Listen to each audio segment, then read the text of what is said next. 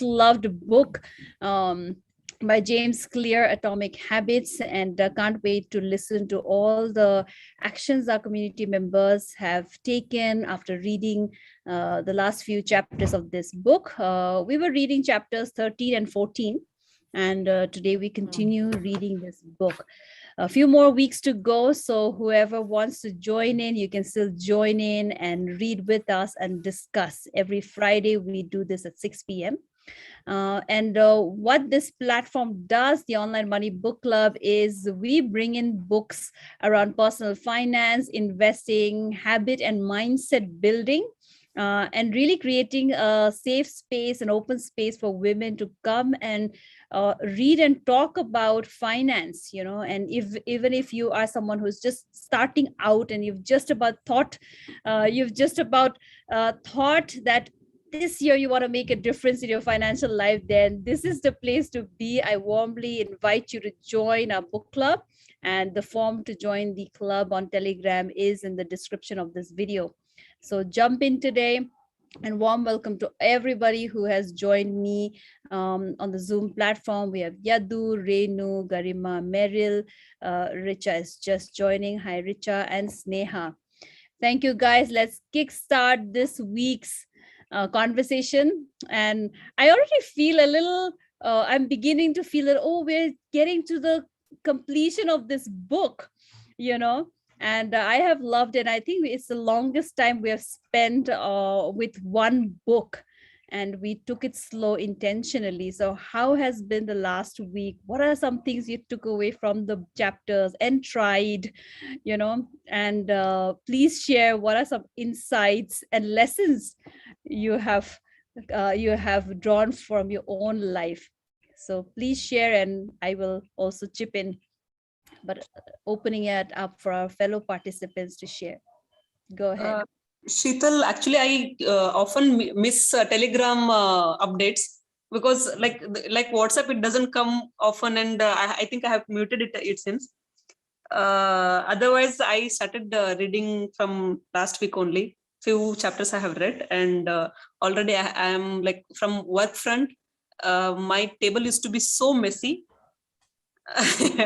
In 3 days I cleaned it, and now I feel that I used to feel that I have so much of work. Once I clean my table, I feel that okay, I have 5 works, and all those 5 works are under my control.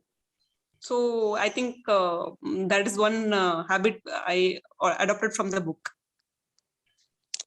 Wow. Okay, so where is it coming from? Is it coming from the conversation on identity, or correct the identity, that onion layer kind of thing, that I usually I used to identify that I'm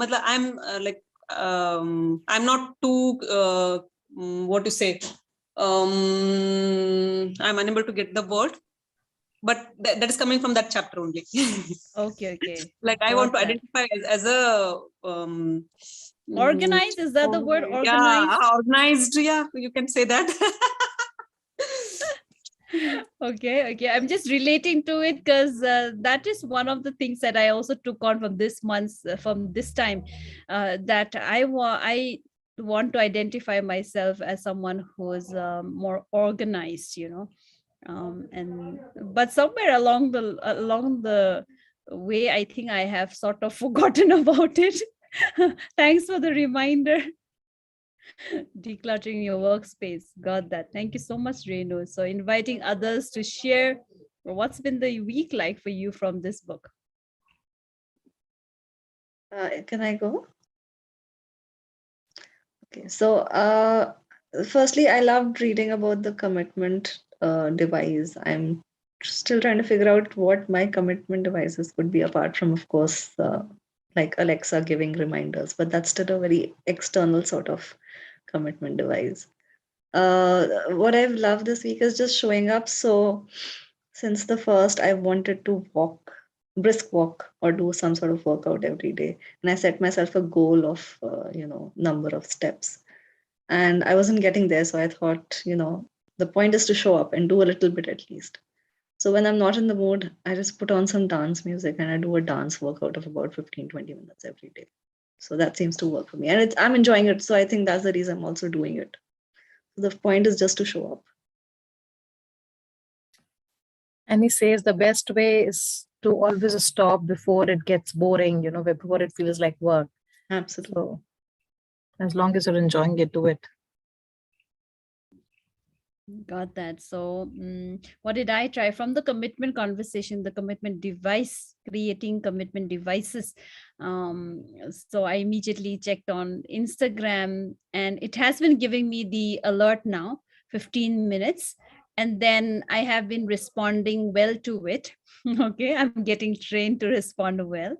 But yeah, and then I think the good thing is that sometimes we lose track of how much time I have spent.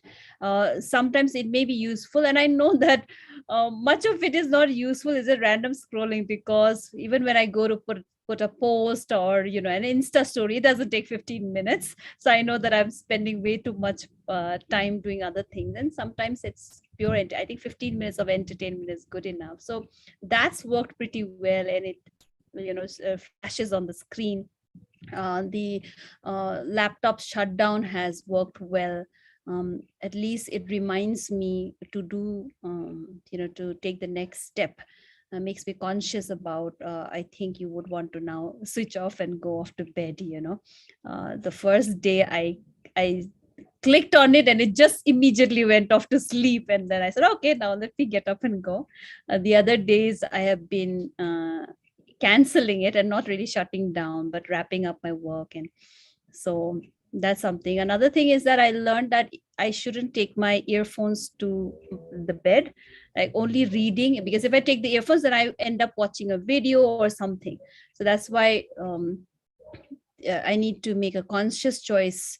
There is no, I don't know if there can be a commitment device that automatic, but just choosing not to take my earphones to bed is a good idea for me. So there's one thing I thought of, and that I don't know if it could work for you, Sheetal. So there's a cabinet in my kitchen which has, the so-called junk food like chips and all of that.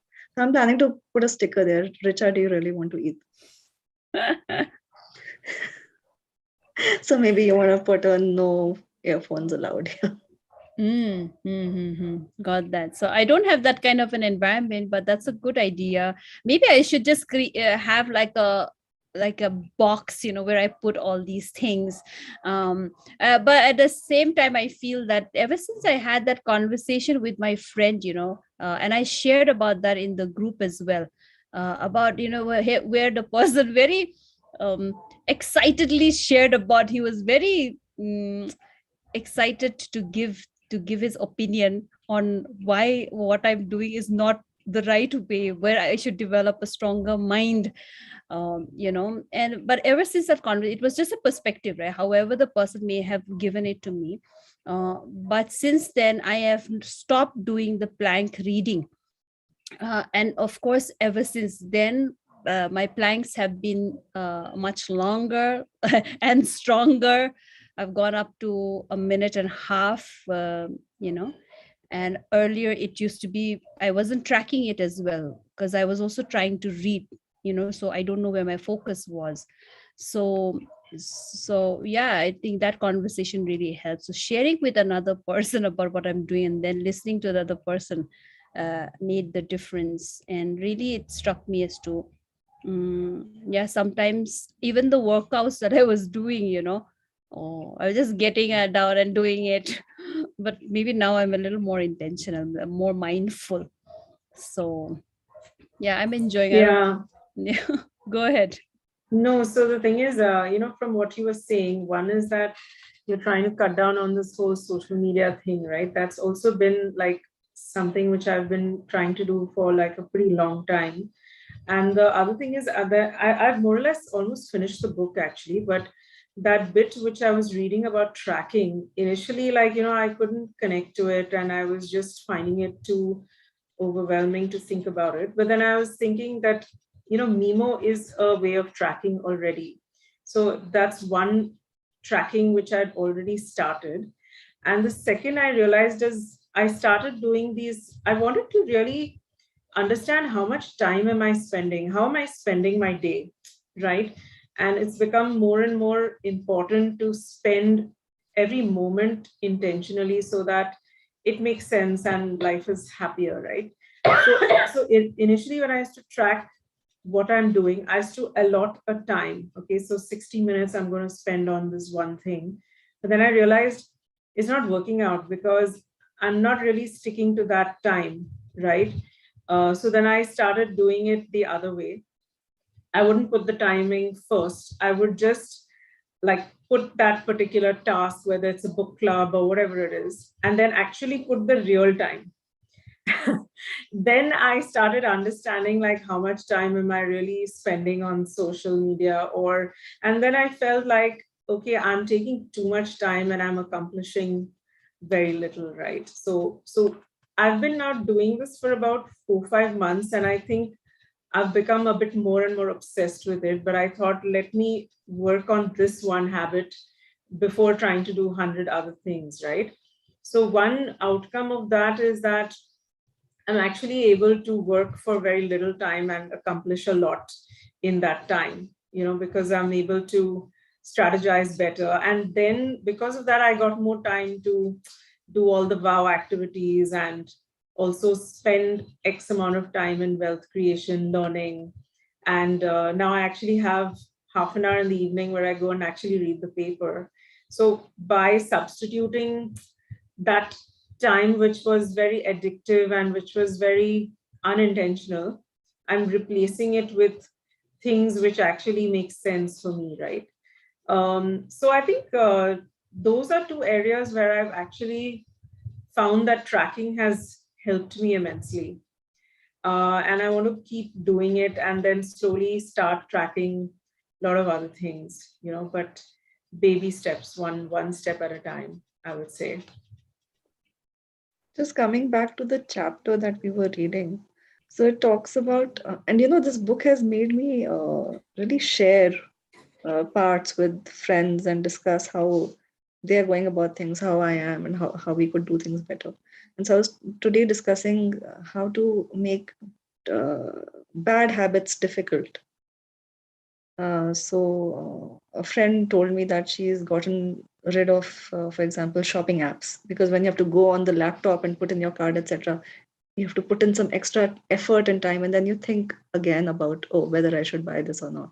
So that's one thing I found that I could do as well, because yes, while we've been home, there's been a lot more online shopping, and it's gotten out of hand, at least for me, I think.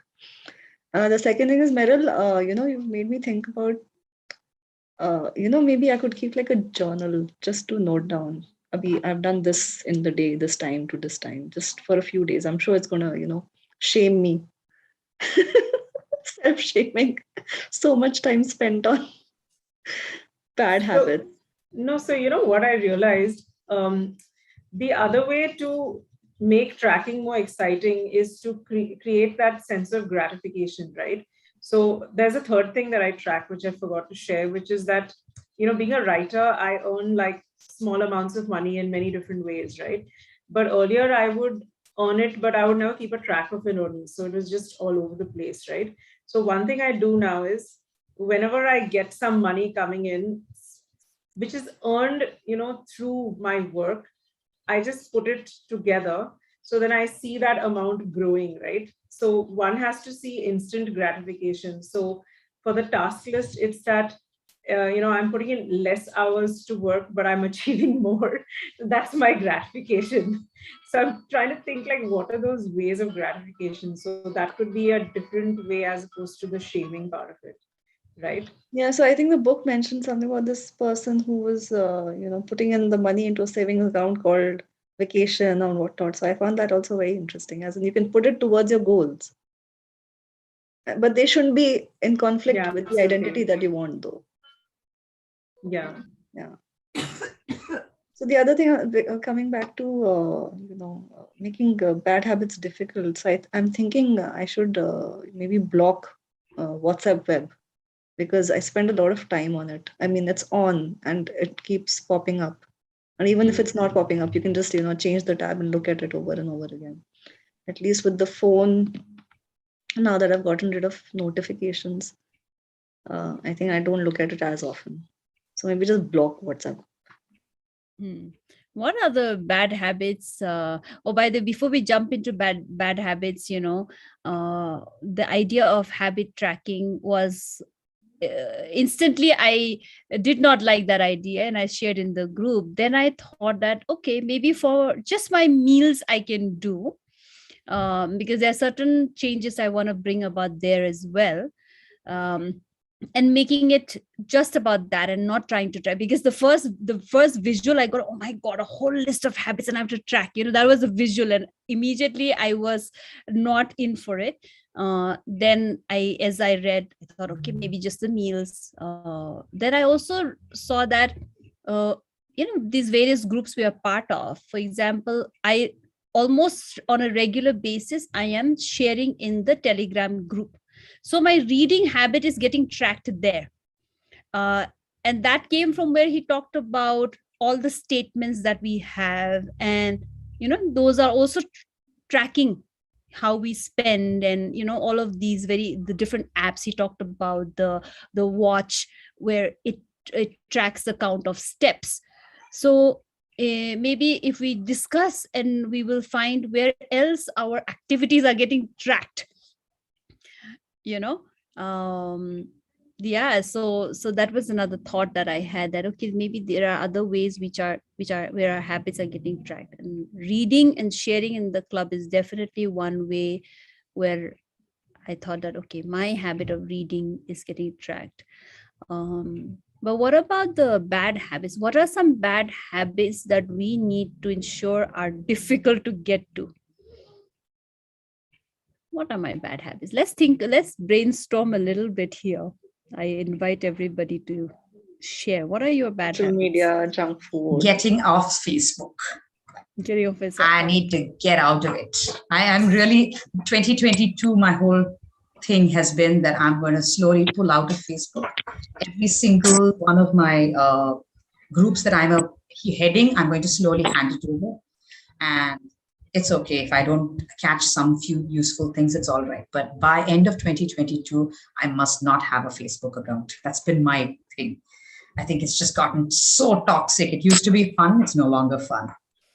I'm with you, Kaveri. I don't have a Facebook account. It is so peaceful. I use my sister-in-law's Facebook account for online WoW, watching WoW sessions and all.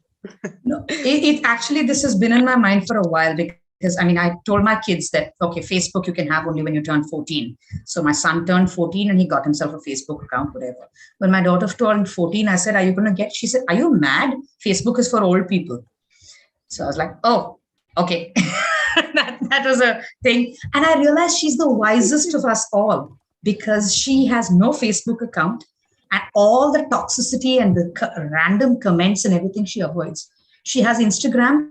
She puts on posts, but you'll see her Instagram account is almost blank, because the posts, after a while, she archives them. So there's nothing for anyone to track. She has stories, and then she follows certain people, and that's it. And I was like, youngest in the family, wisest of us all. I need to really get out of it.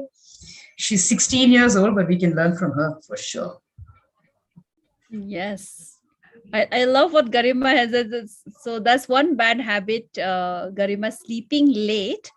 And if that's a bad habit, then how can we make sleeping late difficult? Okay. How do you force yourself to sleep early? Making it difficult. I don't know, but I started reading books. Within like 2 pages or 3 pages, I feel sleepy to sleep early. I just cut out tea and coffee. I mean, I cut it out for health reasons, and I'm seriously getting sleep at a much earlier time. Otherwise, if I have tea or coffee around 4 or 5 hours before bedtime, I don't get sleep, which I'd never realized. Earlier it was the other way around, but even if I have coffee, I can sleep. But now probably the age has set in a little bit. Well, I'm yet to get to that age then, because I can have coffee and go to sleep straight. Maybe by the time I'm 65, it will kick in like that. I don't know. Let's see. But I used to do it when I had an early morning workout schedule, which was a group workout, and you had to go to it. I knew I had to be up early. So I used to actually go to sleep before 10. By 9:30, 10, I used to be in bed. And it was part of a whole health thing. This pandemic has put all our systems out the window. So I know it's easy to blame the pandemic, but I guess it's us. We have to, I have to really start sleeping early. Yeah. Maybe switching off all social media and internet by 10:30 might induce sleep by 9:30, except on Wednesdays when you have community conversations. All other days 9:30, switch it off. So that's how it will make difficult, I mean, the habit.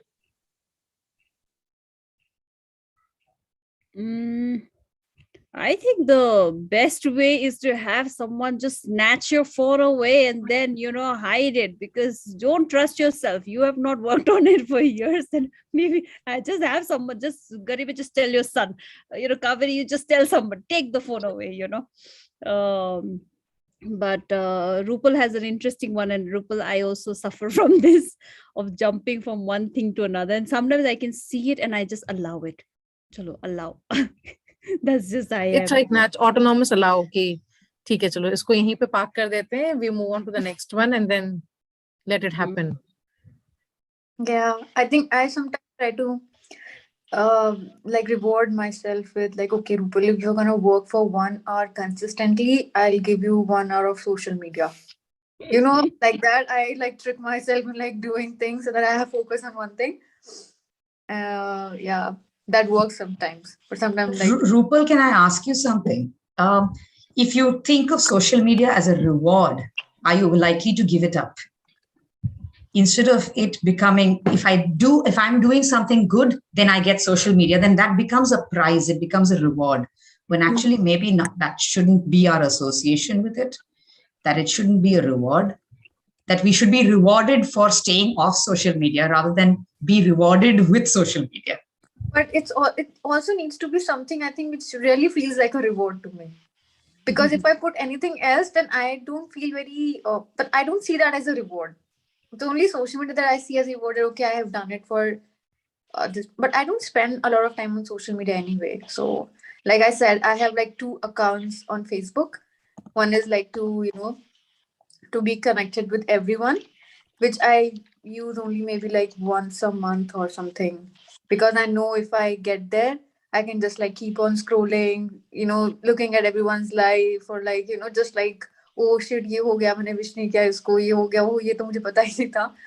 And one is only for content that I really want to see. So even if that goes a little too much, it's okay. I mean, that's how I see it. So I also feel that, I don't think it's social media that's really the enemy. It's more like, how do we leverage it, right? So I can leverage it very well, but then sometimes my brain just, it's programmed to make it addictive, right? Especially Facebook, I think they have all these technology software engineers just thinking about that, right?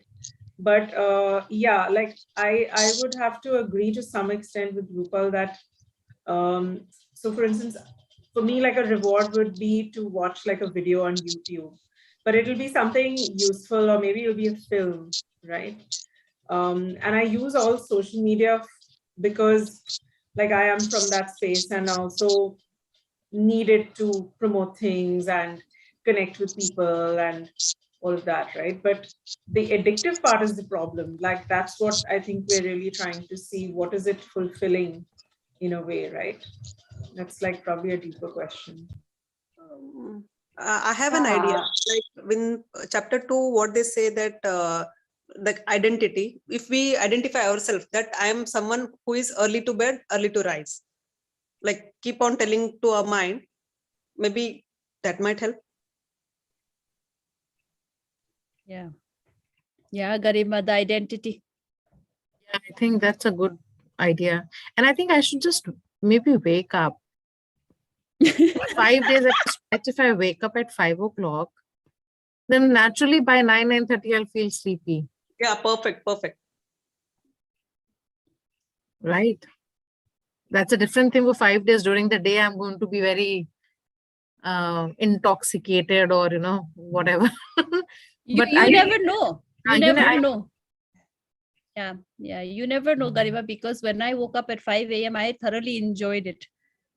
I think, what do you do in the first hour? I was doing a bit of writing, I had my chai, and then, so whatever you love, maybe just experiment, but you never know, it might just give you a kickstart, a really good kickstart to your day as well.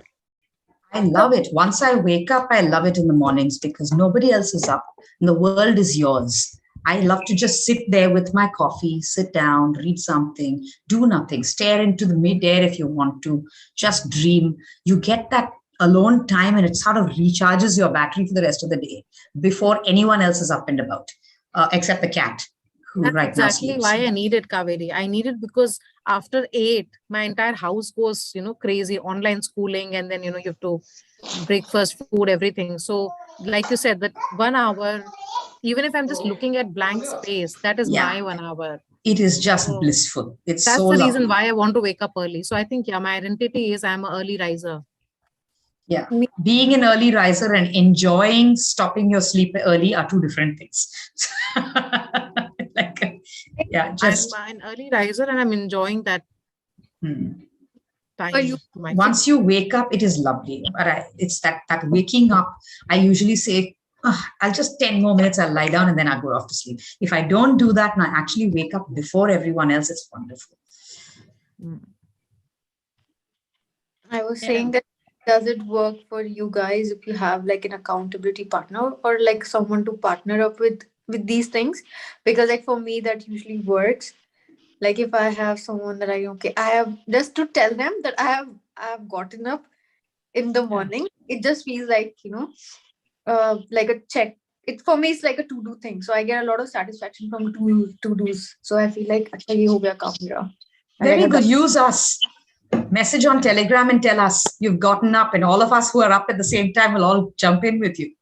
We can do that at least but I don't switch on my phone early. That's the thing. I wake up, but I don't switch on data or Wi-Fi till I've finished my coffee and done a little reading. Only then I want to even get any messages coming in. Like, stay away from that. I think this is one habit maybe you can take up to track.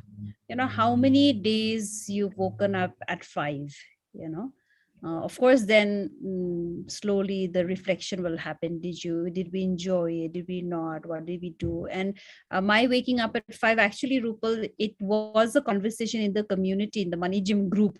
I mean, I said, I'll wake up at 5. Then who wakes up at 5? Then Rajeshwari said that, okay, she wakes up at 4:30. And she said, she'll call me. And she did call me. I was up already, Then other people started to jump in. And that's how it began. And that continued for a while. And then things changed and all that. But yes, accountability partner is always a good idea for me, at least. Yeah. I invite Meenal, Ashmita, Sneha. Please do share, and then we will jump on to some reading, some thoughts, questions, comments. Welcome. Hey, hi all. As I said, my mornings are set. So sometimes at night I don't sleep early, but then even though I don't sleep early, I wake up at particular time. In this chilly weather also, I get up at that particular time, and that's so annoying sometimes. I know I want to be in a blanket, cozy, but then still I wake up, I do my morning routine, and that's real me time. I so resonate with Garima that after everyone wakes up, schooling or breakfast, like we are just running around, and mornings are the best. I mean, once you wake up and have your time, and you get addicted to it. And I just wonder, Sheetal, how come you don't wake up early now? Wonderful time. Because my schedule changed, and then I came home, and then I now allow, and then I want to, but I'm not being too hard on myself. I allow the the study that I do at night, but yes, I slowly go back to sleeping early, then waking up early, so now my focus is whatever time I sleep, chalo, I should get at least 6 hours of sleep. Otherwise I used to also really reduce my hours of sleep at times, so that I don't want to do. But yeah, I want to go back, but it's really cold right now. Yeah.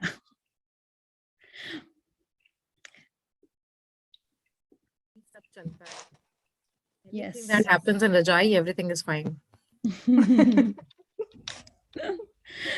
All right. So for Rupal, I just had this suggestion. I don't know if we really got to practice, again, perfection to pata nahi, but we got an opportunity to practice just focusing on doing one thing and different strategies. And that is when we read this book, Deep Work. And Deep Work is a really good book. We thoroughly enjoyed that book as well. So anytime you want to maybe this bad habit that we have, isko kaise difficult kare pata nahi hai, but Deep Work really helped us practice and try on a few different things. So that's a recommend. ये मुझे एक बार में ना I feel like reading many books because I feel okay ये भी important है, this thing is also important, now Deep Work is important, this is nothing basically, because I keep on switching from one book to another. Like I'll read some parts and then I feel like okay, now I want to read something about finances, so I'll go to another book, I'll read a page or two and then I'll change my book. Yeah, but in a way I'm not I am currently reading 3 books. Okay, so but yeah, trying not to jump from one to the other, but giving specific time of the day. Like nighttime has been Atomic Habits, thanks to the club. Mornings have been thanks to the plank reading, it's been the Joys of Compounding. And then some nights I'm now starting to read because as part of a sector study, so the annual report, and I want to continue, so let's see. But then once this happens and then the next book, Psychology of Money, comes in, then it has to find some part of my day now. So let's see. Karo tum bhi aise jab bhi man kare. Don't replace it, maybe, replacing is also fine again, and it's okay. So this is how it's going for me at this point. Yeah, I think I'll pick like that. Okay, these are the 5 books, let's say, from which I'm going to read for some time, or 3 or 4, whatever. I used to, during my college time, I wanted to continue that habit. Thanks to Wow that I'm reading now. This is my first book actually. And I made a point that I will ask Sheetal the next book, and I ordered it today because I like to read the hard copy of it rather than soft copy. Got it. Thank you so much. And we've all voted for Psychology of Money, and then we'll follow it up with other books. And now let's jump on to some reading. We'll do chapter 15, isn't it? We did chapter 13, 14. So inviting somebody to read for the community who would like to read. I'll share it on the screen. Okay, Kaveri, you want to read for us? Please go ahead. Yes, here we go, guys.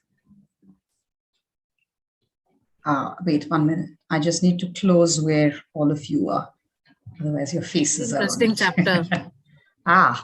Okay. The cardinal rule of behavior change. In the late 1990s, a public health worker named Stephen Luby left his hometown of Omaha, Nebraska, and bought a one-way ticket to Karachi, Pakistan. Karachi was one of the most populous cities in the world. By 1998, over 9 million people called it home. It was the economic center of Pakistan and a transportation hub with some of the most active airports and seaports in the region. In the commercial parts of town, you could find all of the standard urban amenities and bustling downtown streets. But Karachi was also one of the least livable cities in the world. Over 60% of Karachi's residents lived in squatter settlements and slums. These densely packed neighborhoods were filled with makeshift houses, cobbled together from old boards, cinder blocks, and other discarded materials. There was no waste removal system, no electricity grid, no clean water supply. When dry, the streets were a combination of dust and trash. When wet, they became a muddy pit of sewage. Mosquito colonies thrived in pools of stagnant water, and children played among the garbage. The unsanitary conditions led to widespread illnesses and disease. Contaminated water sources caused epidemics of diarrhea, vomiting, and abdominal pain. Nearly 1/3 of the children living there were malnourished. With so many people crammed into such a small space, viruses and bacterial infections spread rapidly. It was this public health crisis that had brought Stephen Luby to Pakistan. Luby and his team realized that in an environment with poor sanitation, the simple habit of washing your hands could make a real difference in the health of the residents. But they soon discovered that many people were already aware that hand washing was important. And yet, despite this knowledge, many residents were washing their hands in a haphazard fashion. Some people would just run their hands under the water quickly. Others would only wash one hand. Many would simply forget to wash their hands before preparing food. Everyone said hand washing was important, but few people made a habit out of it. The problem wasn't knowledge, the problem was consistency.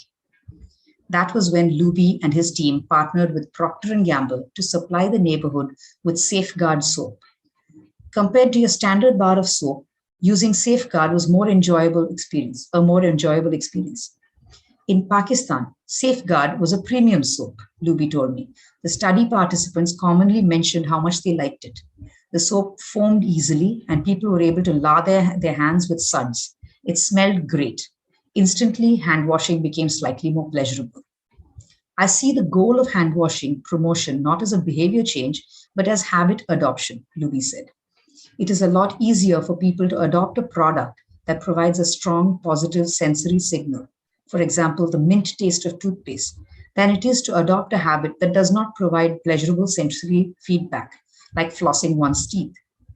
The marketing team at Procter & Gamble talked about trying to create a positive hand washing experience. Within months, the researchers saw a rapid shift in the health of children in the neighborhood. The rate of diarrhea fell by 52%, pneumonia by 48%, and impetigo, a bacterial skin infection, by 35%. The long-term effects were even better. We went back to some of the households in Karachi 6 years after, Luby told me. Over 95% of households who had been given the soap for free and encouraged to wash their hands had a hand washing station with soap and water available when our study team visited. We had not given any soap to the intervention group for over 5 years, but during the trial, they had become so habituated to washing their hands that they had maintained the practice. It was a powerful example of the fourth and final law of behavior change: make it satisfying. We are more likely to repeat a behavior when the experience is satisfying.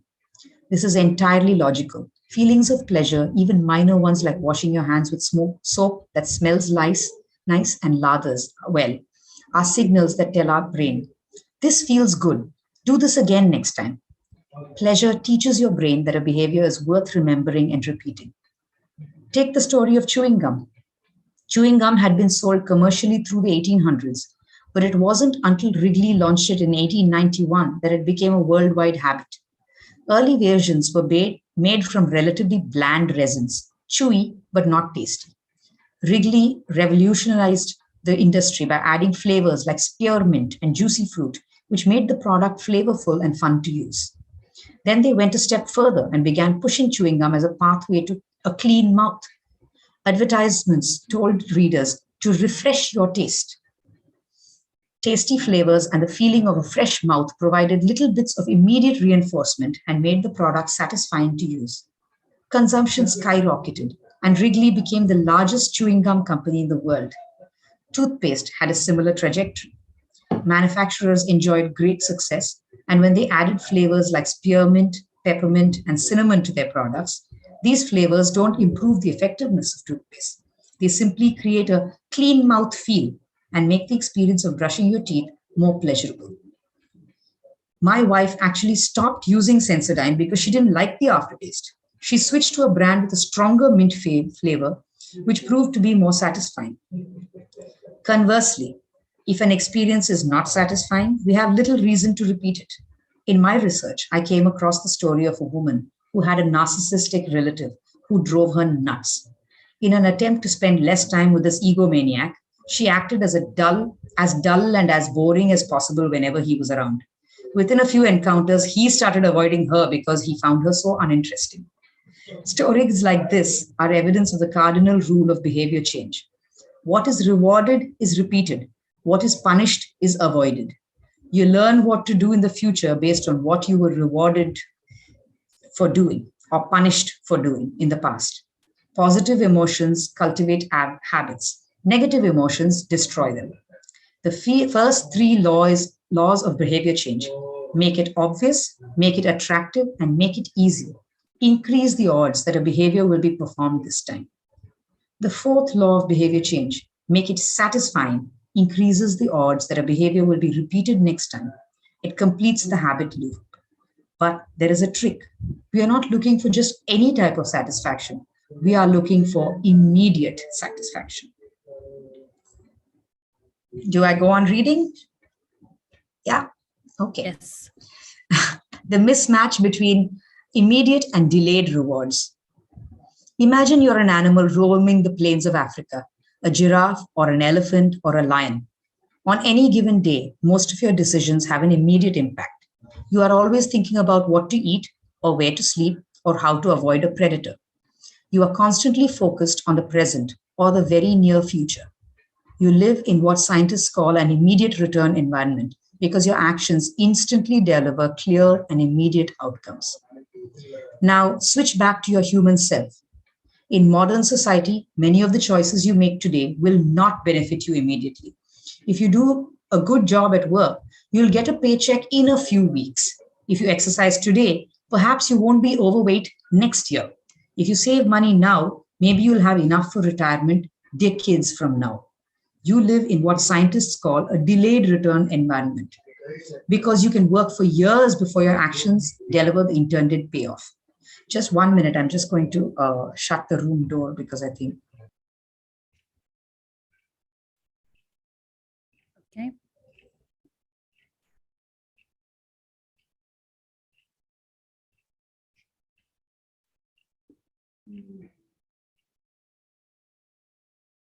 Yeah, sorry about that. Okay. The human brain did not evolve for a life in a delayed return environment. The earliest remains of modern humans, known as Homo sapiens sapiens, are approximately 200,000 years old. These were the first humans to have a brain relatively similar to ours. In particular, the neocortex, the newest part of the brain and the region responsible for higher functions like language, was roughly the same size 200,000 years ago as today. You are walking around with the same hardware as your Paleolithic ancestors. It is only recently, during the last 500 years or so, that society has shifted to a predominantly delayed return environment. Compared to the age of the brain, modern society is brand new. In the last 100 years, we've seen the rise of the car, the airplane, the television, the personal computer, the internet, the smartphone, and Beyonce. The world has changed much in recent years, but human nature has changed little. Similar to other animals of the African savanna, our ancestors spent their days responding to grave threats, securing the next meal, and taking shelter from a storm. It made sense to place a high value on instant gratification. The distant future was less of a concern, and after thousands of generations and in an immediate return environment, our brains evolved to prefer quick payoffs as to long-term ones. Behavioral economists refer to this tendency as time inconsistency. That is, the way your brain evaluates rewards is inconsistent across time. You value the present more than the future. Usually, this tendency serves us well. A reward that is certain right now is typically worth more than one that is merely possible in the future. But occasionally, our bias towards instant gratification causes problems. Why would someone smoke if they know it increases the risk of lung cancer? Why would someone overeat when they know it increases their risk of obesity? Why would someone have unsafe sex if they know it can result in a sexually transmitted disease? Once you understand how the brain prioritizes rewards, the answer becomes clear. The consequences of bad habits are delayed while the rewards are immediate. Smoking might kill you in 10 years, but it reduces stress and eases your nicotine cravings now. Overeating is harmful in the long run, but appetizing in the moment. Sex, safe or not, provides pleasure right away. Disease and infection won't show up for days or weeks, even years. Every habit produces multiple outcomes across time. Unfortunately, these outcomes are often misaligned. With our bad habits, the immediate outcome usually feels good, but the ultimate outcome feels bad. With good habits, it is the reverse. The immediate outcome is unenjoyable, but the ultimate outcome feels good. The French economist Frédéric Bastiat explained the problem clearly when he wrote, "It always happens when the immediate consequence is favorable, the later consequences are disastrous, and vice versa. Often, the sweeter the first fruit of a habit, the more bitter are its later fruits." Put another way, the cost of your good habits are in the present. The cost of your bad habits are in the future. The brain's tendency to prioritize the present moment means you can't rely on good intentions. When you make a plan to lose weight, write a book, or learn a language, you are actually making plans for your future self. And when you envision what you want your life to be like, it is easy to see the value in taking action with long term benefits. We all want better lives for our future selves. However, when the moment of decision arrives, instant gratification usually wins. You are no longer making a choice for future you who dreams of being fitter or wealthier or happier. You are choosing for present you who wants to be full, pampered, and entertained. As a general rule, the more immediate pleasure you get from an action, the more strongly you should question whether it aligns with your long term goals. With a fuller understanding of what causes our brain to repeat some behaviors and avoid others, let's update the cardinal rule of behavior change. What is immediately rewarded is repeated. What is immediately punished is avoided. Our preference for instant gratification reveals an important truth about success. Because of how we are wired, most people will spend all day chasing quick hits of satisfaction. The road less traveled is the road of delayed gratification. If you're willing to wait for the rewards, you'll face less competition and often get a bigger payoff. As the saying goes, the last mile is always the least crowded. Let's pause here. Thank you so much, Kaveri, for reading. And the last few minutes that we have, I would like to recommend that we really look at what's the cost of, of the good habits. There was a question here, right? And then the bad habits, the cost of good habits in the present, the cost of bad habits in the future. So, and then this, the more strongly you should question whether it aligns with your long-term goals more or not, pleasure which you is get a question, from the action. which you forget to ask, I think. Okay, so now that we have shared some of the bad good habits that we've been talking about, what we want to cultivate, what we want to let go of, let's think of some of the costs. What are the costs that we pay? Costs of not sleeping enough, our health in the long run. And the beauty. Beauty, health, also how we relate to other people. We're more snappy. We make bad judgments if we haven't had enough sleep. A whole lot of things. So talking about the habit that we want to inculcate, sleeping early. It affects the mental health much more than we think. We think only about physical aspects of it, but it does make you snappy and, just not focused as well. Sleeping enough, not early, but sleeping enough for me is because I see that it makes my face look really, really tired. Someone talked about, beauty, and I know that the day I've slept well, I feel good, no doubt, well rested. and my face wouldn't show as much of the pores, and it'll feel really refreshed. So that's my reward. And it's also important to know what your REM cycle is, because it differs for everybody. Like for me, I used to work night shifts for a long time, and at that time, if I slept at night one day, I would be like a ghost the next day, because I was so used to getting deep sleep in the day. So depending on your situation, you need to find your REM cycle and try to stick to it.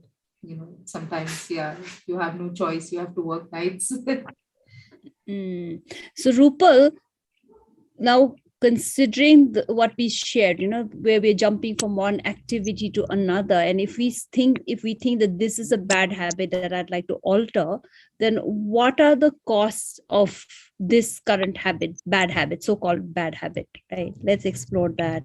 And for anybody else as well, let's brainstorm. Missing the morning sunrise. If you're not waking Sheetal, up on it's a that. very cluttered brain, right? So when I jump from, at least in my case, because I do it, I know I do it. And in the process, when I'm reviewing my day, there is always one or two items which are not complete. And then I'm like, oh, I did not complete this. Either it's a submission, or it is, cleaning the kitchen, or, putting up laundry or something, because I just jumped from one to another and another. And then you end up sitting late to do it. If it's an office deliverable, if it's a housework, then it piles up to tomorrow. And then I am so stressed, and then I become snappy and irritated because the work just kept piling on. So chota chota kaam bhi hota hai, but in my case, when I switch fast, I don't like myself then, because I'm always in a rush. Ki nahi, chalo isko band karo, or whatever it is. So the cost is accumulation of work. So I the think cost pays accumulation of work. the cost is not accumulation of the cost, is the stress that it causes me, which makes me not a good person that I like, because then I'm like, for example, then I wouldn't even probably show up for a cup of coffee which I have committed to someone. Or if I am sitting down for a cup of coffee for myself, I'm just thinking and I'm not enjoying the coffee because I know I have to drink it and jaake koi aur kaam karna hai. So the accumulation of work creates the mood and adds to the stress, and that impacts the way I may address my parents sometimes, or my son ki nahi chalo hato abhi ye kaam baki hai mujhko. So you don't respond to them the way you should have responded to them. It's not his fault if I piled up work, right? Because I was switching from one to another. So I think the impact is relationships and your own health, because I feel so stressed. I also experienced this, but more in terms of like switching between a lot of screens, like when I'm online on my laptop. So I'll be reading like a chapter of something, I'll read 2 paragraphs, then I'll go and jump somewhere else. And like my brain just goes nuts. And then I've become a bit aware about it. Like earlier it's like a runaway train. And I think it just ruins my brain. Like I start getting a headache. So I really had to work on that, because it's bad for the soul and the brain. I think it's much better now. So one thing I do is I try to open very few screens. If I don't, then I'm in trouble immediately. Yeah, for me, the focus also gets affected. So if I put things off, when I'm working, I'm thinking about cleaning the house. When I'm cleaning, I'm thinking about work, and then I'm not doing anything properly. So it's like, and at the end of the day, it's like, yaar, maine aaj kuch bhi nahi kiya. So yeah, I just have to like, okay, time block and just get things done. Schedule, yeah. There's a thing that I read once, that for every day you should plan like top 3 tasks which would make you feel that you have like really made the most out of your day. It could be anything like personal or at home. Sometimes it accomplishment, sense of accomplishment should be Yeah. there. And then if something gets left out, then you're not as bothered because they were anyway not on your like priority list. But sometimes what happens that I end up doing like things which are not so important, and the important things are now pending. So it feels like a day wasted in a way. So I think maybe scheduling and like planning a day before, like at the night before sleeping, that okay, these are the 3 things that I want to accomplish the day after.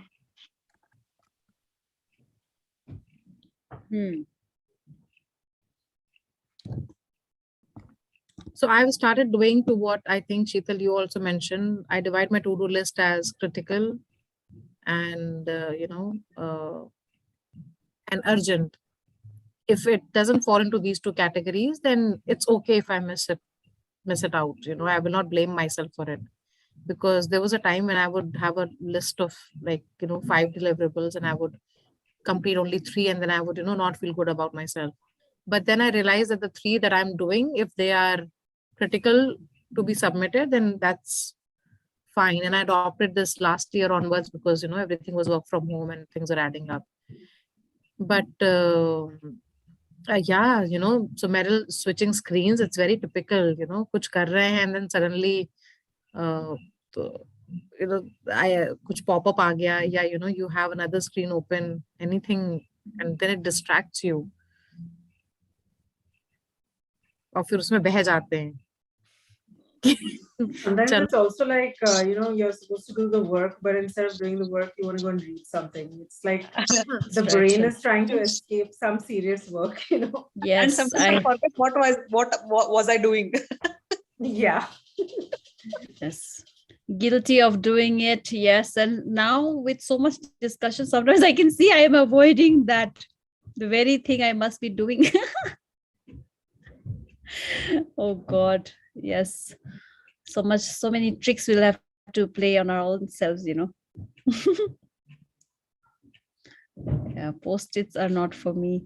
Yeah, they do not work for me. It's another work for me that you write and then you leave it. I might as well make a list and ensure I strike things out one by one, methodically. But Okay. But so from last week when we met, I've started keeping my memo sheet open. The moment I log in, I keep it open, so I know I have to update it. But the distraction, yes, that's there. And the sleeping, 2 things I think we have to work. Get an accountability partner, Work on it 1 thing at a time, or maybe maximum 2 things. Don't make too many changes because then it won't sustain. And then it's too much, right? I get overwhelmed. Ye bhi karna, then I drop things. So, which is why I'm going slow. So maybe I fix my sleep first, and then probably things will fall in place when I'm a little bit more mentally balanced. Totally. Waking up fresh and everything. Yeah. So sleep is the first thing. Yeah. Yeah. If you're paying too many costs because of that one bad habit, then I think that's the most important. Because the day gets shortened. If I wake up late, it is not about not sleeping 6 hours. So if I wake up late by 7 or 8, my day is shorter. So I'm trying to wrap up more stuff during that time. And then by default, I end up sleeping later in the day. So the cycle just continues. So that's why I think sleep is early. And that was one of the rewards, by the way. When I did the 5 a.m. waking up, the reward for me was that by 8 a.m. I just felt like I had so much accomplished, and it was easy on me. Like the reading was otherwise I used to cry about not reading. I'm not even reading the book that we are reading in the book club. I'm not doing this, I'm not doing that, nothing. I'm not doing enough writing, anything. So my reward used to be this feeling of that by breakfast time, I have accomplished, the feeling of having accomplished so much, so that was my reward. Now I recollect. All right, so we continue to read this chapter. We continue to read chapter 15, and then we have chapter 16, how to stick with good habits every day. I think I also recommend that we take away really thinking about how it impacts the identity, the longer term goals that we have, the cost, and just play around with these conversations. What's the cost of this bad habit or so-called bad habit, and all of that. So encourage, and then please bring in the conversations, sharings in the group. We continue to read, and we'll show up next week. Thank you so much. Yes, looking forward to all the messages in the group, accountability partners, habit tracking, everything. Okay, so thanks so much, guys. And I will also post a message in the group for you to invite some of your friends. Why are they not here? We are learning so many beautiful things, and driving new habits. So do invite them.